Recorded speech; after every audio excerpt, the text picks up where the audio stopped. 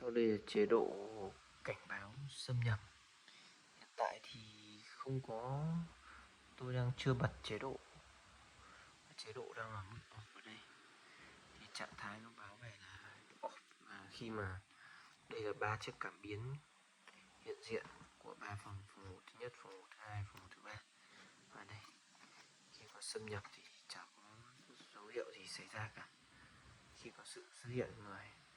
Và sau đây sẽ bật chế độ tự động lên.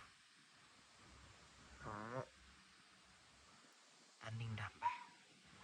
Dòng chữ an ninh đảm bảo được hiện lên vì vẫn chưa có sự xâm nhập nào.